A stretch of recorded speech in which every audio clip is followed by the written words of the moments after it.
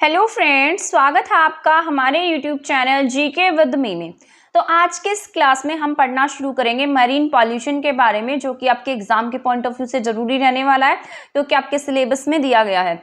आपके सिलेबस में marine pollution है, न्यूक्लियर टाइप का जो पॉल्यूशन होता है, थर्मल पॉल्यूशन क्या है, ठीक है, ये सारे टाइप के पॉल्यूशन दिए गए हैं। तो इनके कॉजेज वगैरह और इन सब के बारे में हमारा जान लेना जरूरी है। क्या इनसे निपटने के लिए भारत सरकार ने क्या क्या काम किए हैं, तो उन सब के बारे में हमारा जानना जरूरी है। तो इस क्लास में मैंने मरीन पॉल्यूशन लिखा है, जो आपके लिए इंपॉर्टेंट हो सकता है, क्योंकि आप देख सकते हैं इस तरीके से इसके कुछ कॉजेज वगैरह है ना, वो आपके वाटर पॉल्यूशन से मिलते जुलते हैं। जो मैंने आपको वाटर पॉल्यूशन में अच्छे से एक्सप्लेन कर दिए थे, इस क्लास में आपके कुछ पॉइंट उनसे मिलते जुलते रहेंगे, बट ये आपके लिए हेल्पफुल रहने वाला है। इस तरीके से कौन सा कन्वेंशन हुआ, कौन से ईयर में हुआ है, वो सारा मैंने यहाँ पर लिखा है, ठीक है। तो ये आपके लिए हेल्पफुल रहने वाली है। तो स्टार्ट कर देते हैं हमारी आज की क्लास को। हम एक क्लास सुबह रहेगी और एक क्लास में शाम को एक क्लास शाम को अपलोड कर दूंगी, ठीक है। तो ऐसे आपकी जो ईवीएस है ना, वो जल्दी कंप्लीट हो जाएगी। उसके बाद फिर हम आगे और सोच सकते हैं कि हम आगे और क्या टॉपिक पढ़े। तो स्टार्ट। और अगर आपको इसकी पीडीएफ चाहिए तो आप हमारा टेलीग्राम चैनल ज्वाइन कर सकते हैं। अगर आपने हमारा चैनल सब्सक्राइब नहीं किया तो आप हमारा चैनल सब्सक्राइब कर सकते हैं, और वीडियो को लाइक करना नहीं भूलेगा। आप वीडियो को लाइक भी नहीं करते हैं, ठीक है। तो स्टार्ट कर देते हैं हमारी आज की क्लास। सबसे पहले जैसा कि आप देख रहे हैं, इस पर लिखा है मरीन पॉल्यूशन। ये टाइप ऑफ जो ओशियन में, समुद्री प्रदूषण भी हम इसे कह सकते हैं, जो समुद्र में होता है, ठीक है। तो इसे हम मरीन पॉल्यूशन के नाम से भी जानते हैं, या ओशियन पॉल्यूशन के नाम से भी हम इसे जानते हैं। ओशियनिक पॉल्यूशन भी हम इसे कह देते हैं।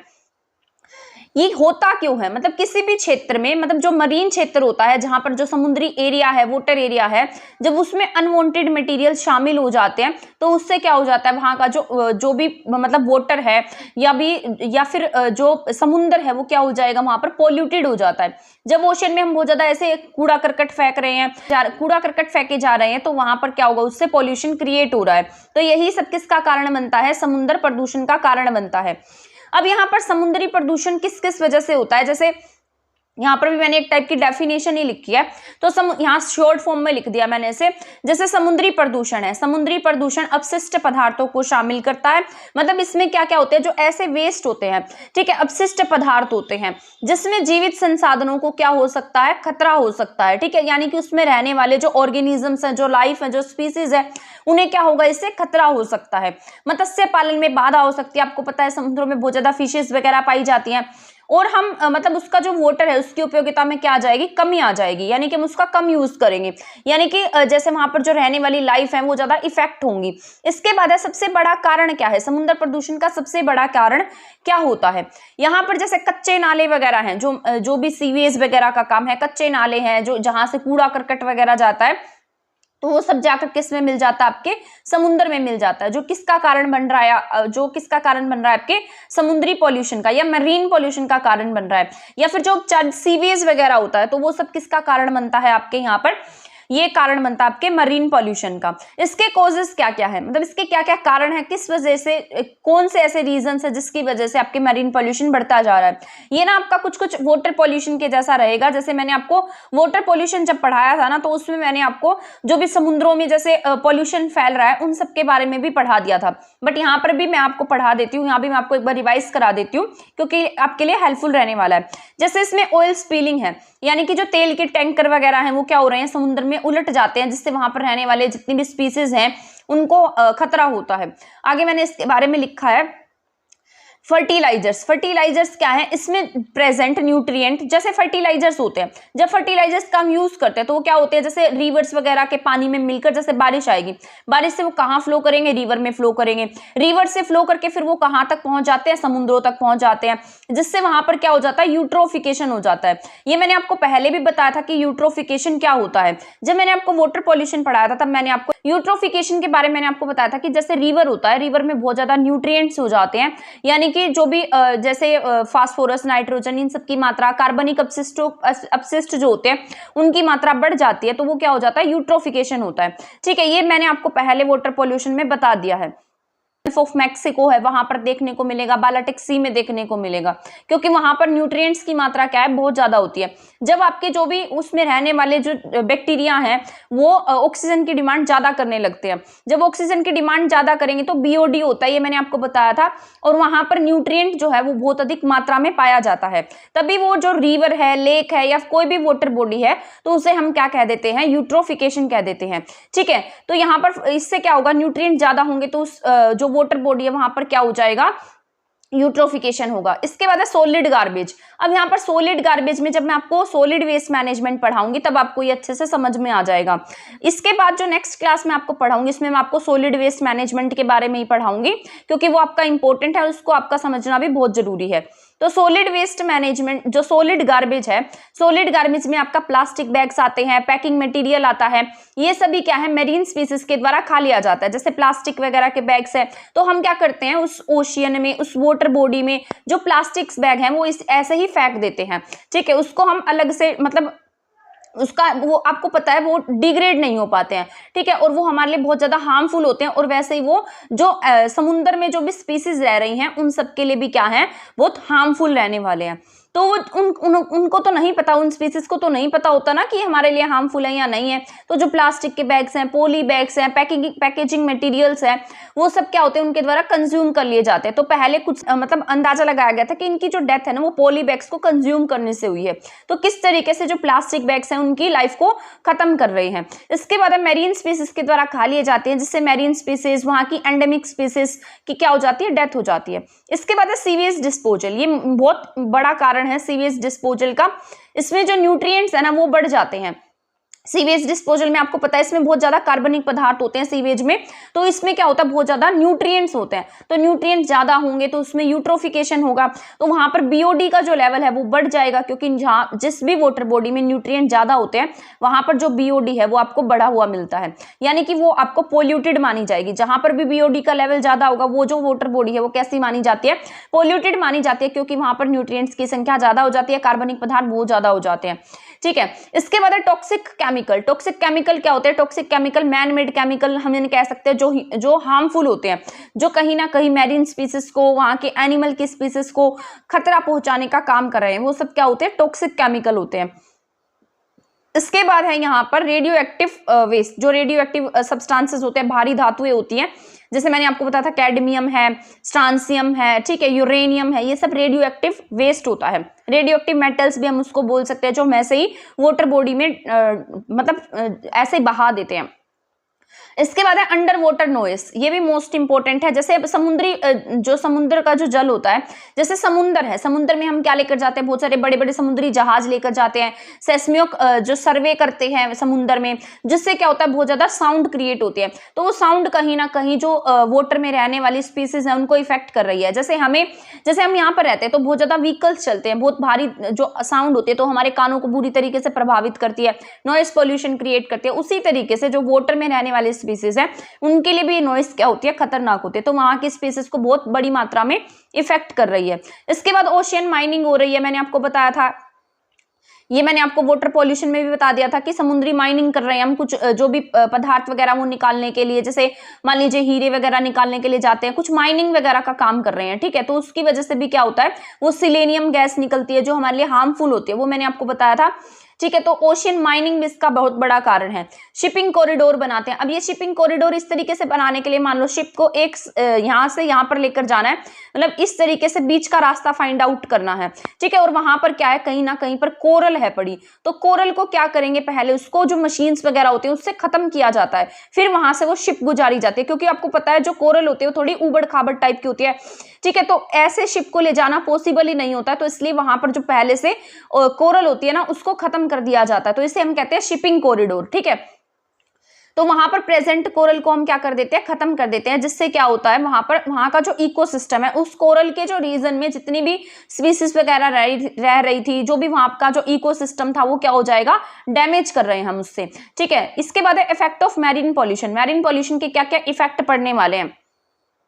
जैसे जहां पर ऑयल स्पिल करते हैं, जहां पर ऑयल स्पिल हो जाता है, जो बड़े बड़े टैंकर होते हैं वहां से ऑयल निकल जाता है, तो उससे क्या होता है वहां पर जो प्रेजेंट एनिमल्स हैं, स्पीसीज हैं, अब मान लो वो जो ऑयल स्प्लिट हुआ है तो वो कहां पर जाएगा, उस वाटर एरिया में जाएगा, वाटर बॉडी में जाएगा। जब उस वाटर बॉडी में जाएगा तो वहां पर प्रेजेंट जो स्पीसीज हैं, एनिमल है, उनके भी गिल्स के अंदर चला जाता है, जिससे उनका रिप्रोडक्टिव सिस्टम क्या होता है, बिल्कुल खराब हो जाता है, डैमेज हो जाता है, उनकी डेथ भी हो जाती है। ठीक है, तो यहाँ पर ऑयल स्पिल से ये इंपैक्ट देखने को मिलते हैं। इसके बाद है कोरल रीफ जो होती है, जैसे कोरल ब्लीचिंग हो जाती है, मतलब बहुत ज्यादा जैसे केमिकल वगैरह गिर गए, टेम्परेचर इंक्रीज हो गया। ठीक है, तो उस जैसे हम गर्म पानी डाल देते हैं, कई बार बहुत ज्यादा जो इंडस्ट्रीज से गर्म पानी निकलता है वो सीधा लाकर समुद्रों में बहा दिया जाता है, जिससे वहां पर रहने वाली जो कोरल रीफ है, कोरल वहां पर जो कोरल है उनका रंग उड़ जाता है, तो ये कोरल को भी बुरी तरीके से प्रभावित करते हैं और धीरे धीरे जो कोरल है वो डैमेज होती जाती है। ऑक्सीजन का लेवल डिक्रीज हो जाएगा। मैंने अभी आपको ये बात बताई है कि न्यूट्रिएंट बढ़ेगा, जब यहाँ पर क्या बढ़ता है, न्यूट्रिएंट्स बढ़ते हैं। तो मैंने आपको बताया था कि न्यूट्रिएंट अगर बढ़ जाते हैं तो आपके वाटर बॉडी में क्या होता है, बीओडी का लेवल जो है वो बढ़ जाता है। ठीक है, तो बीओडी का लेवल बढ़ेगा और यहाँ पर ऑक्सीजन का लेवल जो है वो कम हो जाएगा। ऑक्सीजन का लेवल यानी कि जो उसमें डिसोल्व ऑक्सीजन है उसमें कमी आ जाती है, तो यही बात यहाँ पर लिखी है मैंने। इसके बाद रिप्रोडक्टिव सिस्टम जो है वो फेल हो जाता है। ठीक है, वहां पर जितने भी स्पीसीज है उनके रिप्रोडक्टिव सिस्टम पर बहुत बुरा प्रभाव पड़ता है। फूड चेन इफेक्ट हो जाती है। ठीक है, ह्यूमन हेल्थ इफेक्ट होती है। ह्यूमन हेल्थ इफेक्ट होगी ही होगी, क्योंकि समुद्रों में जैसे मान लीजिए बहुत सारे जैसे समुद्र में फिशेस पाई जाती हैं और उस फिशेस को जब ह्यूमन बींग कंज्यूम करते हैं, मतलब उसको खा लेते हैं, तो वो कहीं ना कहीं उनके थ्रू हमारी बॉडी में जाएगा, जिससे हमारी हेल्थ क्या होती है, बहुत ज्यादा बुरी तरीके से प्रभावित हो सकती है। तो ये इसके क्या है, कुछ कॉजेज हैं। जैसे अब यहाँ पर जो ऑयल स्प्लिट की बात करते हैं, तो 2020 में रशिया का कुछ ऑयल स्प्लिट हुआ था समुद्र में, जिससे वहां का जो मैरीन इन्वायरमेंट है वो बहुत ज्यादा डैमेज हो गया था। तो तेल जो रिसाव है उससे रिलेटेड कुछ एक्ट हैं जिनके बारे में बस हम एक बार जान लेते हैं कि ये कब आए थे और ये इनका नाम क्या है, क्योंकि आपसे डिटेल में इनके बारे में नहीं पूछेगा, क्योंकि आप यूपीएससी का पेपर तो दे नहीं रहे हैं कि आपको सारे के सारे इसके पॉइंट लिखने हैं, बस आपको बस ये पता होना चाहिए कि ये एक्ट कब आया था।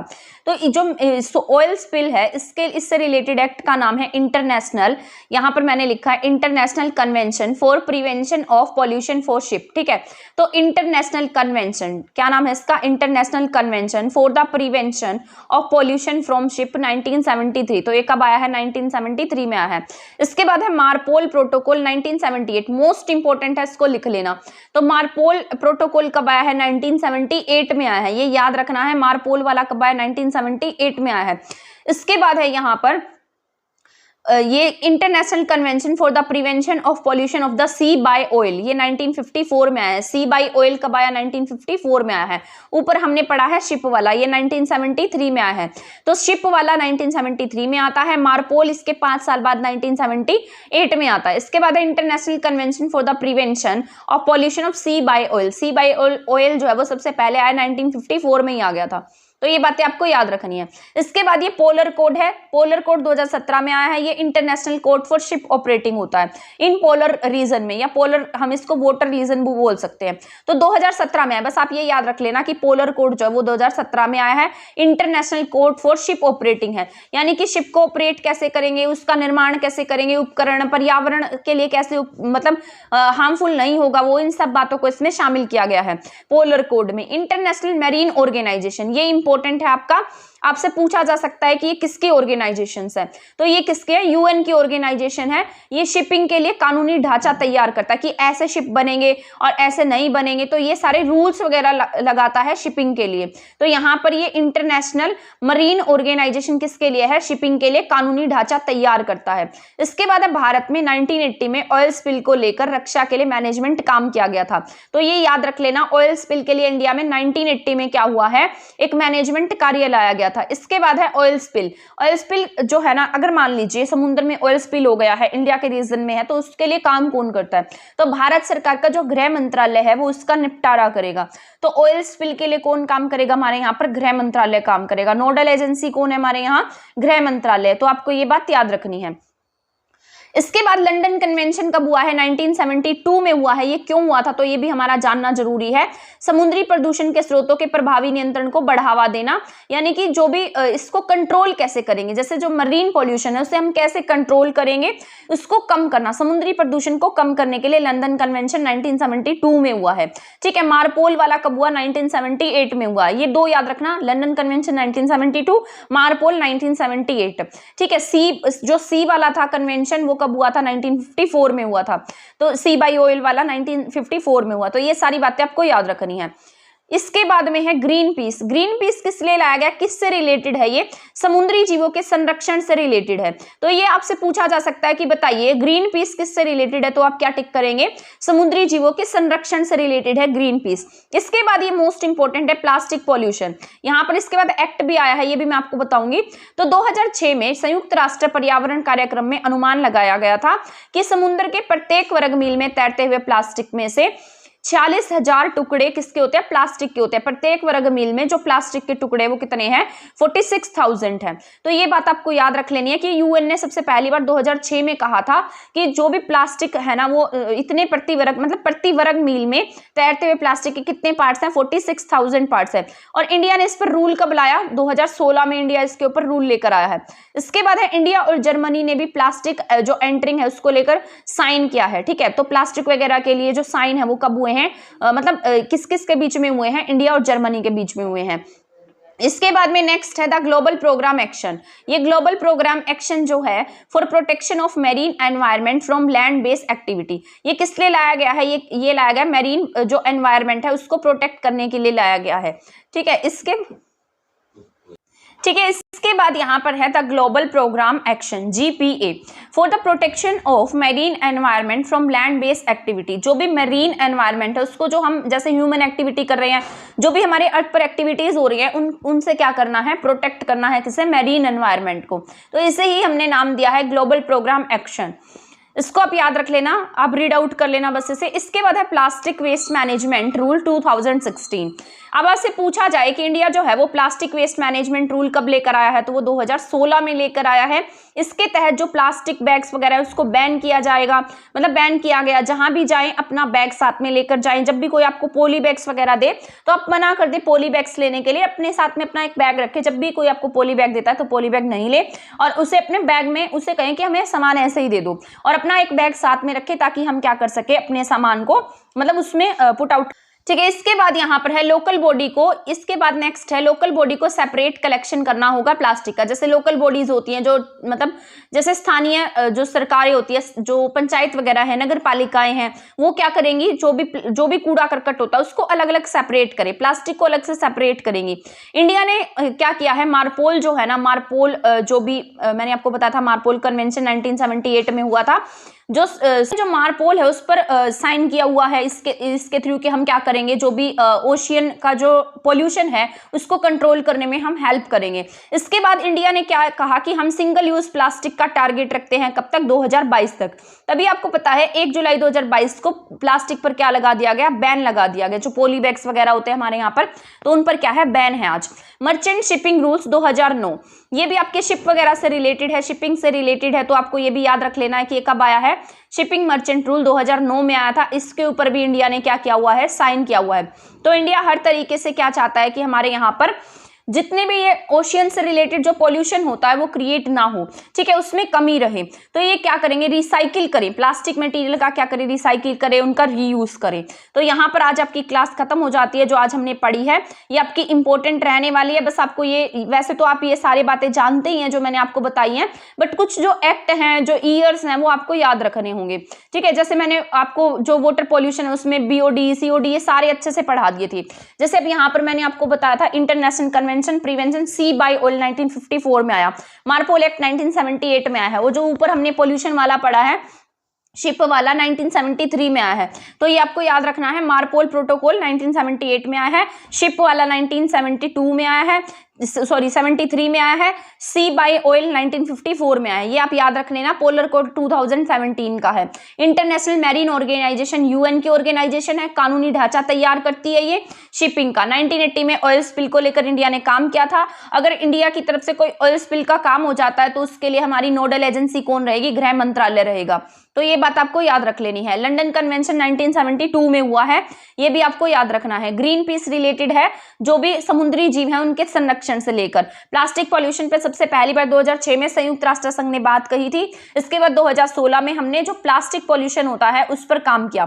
तो ये सारी बातें आपको याद रख लेनी है, आपकी इंपॉर्टेंट रहने वाली है। तो आज की क्लास हमारी यहीं पर खत्म हो जाती है। इससे नेक्स्ट क्लास में आपको सॉलिड वेस्ट मैनेजमेंट कराने वाली हूँ, जो आपका एग्जाम के पॉइंट ऑफ व्यू से जरूरी रहेगा, क्योंकि आपके सिलेबस में भी दिया गया है, इसलिए आपका इसको पढ़ना जरूरी है। मैं जल्दी से जल्दी कोशिश करूंगी कि आपका ईवीएस का सिलेबस जल्दी कंप्लीट हो जाए, ताकि इसके बाद हम कोई और सिलेबस कर सके, मतलब और टॉपिक कर सके। जैसे Haryana GK, Haryana current affair है, जो हमने पढ़ा था HSIIDC है, ये सारे के सारे जो डिपार्टमेंट्स हैं ये कर सके। ठीक है, तो मिलते हैं हमारी नेक्स्ट क्लास में नेक्स्ट टॉपिक के साथ।